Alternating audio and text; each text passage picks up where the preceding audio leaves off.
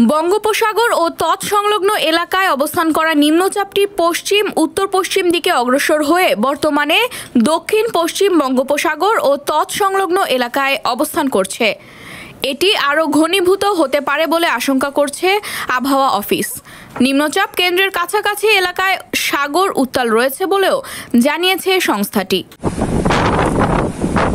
দক্ষিণ পূর্ব বঙ্গোপসাগর ও এর কাছাকাছি এলাকায় অবস্থান করা নিম্নচাপটি পশ্চিম উত্তর পশ্চিম দিকে অগ্রসর হয়ে দক্ষিণ পশ্চিম বঙ্গোপসাগর ও এর কাছাকাছি এলাকায় অবস্থান করছে।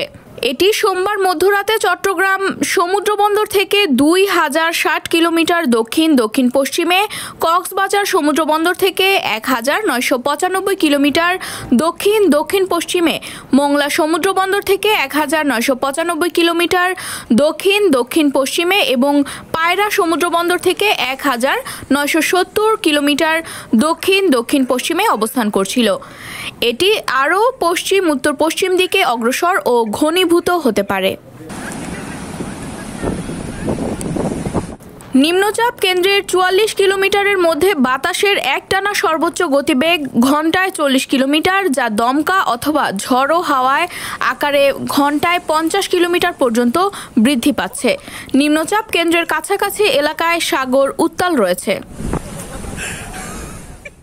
এ অবস্থায় চট্টগ্রাম, কক্সবাজার, মোংলা ও পায়রা সমুদ্র বন্দরকে 1 নম্বর দূরবর্তী সতর্ক সংকেত দেখিয়ে যেতে বলা হয়েছে। এছাড়া উত্তর বঙ্গোপসাগর ও গভীর সাগরে অবস্থানরত সব মাছ ধরার নৌকা ও ট্রলারকে পরবর্তী নির্দেশ না দেওয়া পর্যন্ত উপকূলের কাছাকাছি থেকে সাবধানে চলাচল করতে বলা হয়েছে।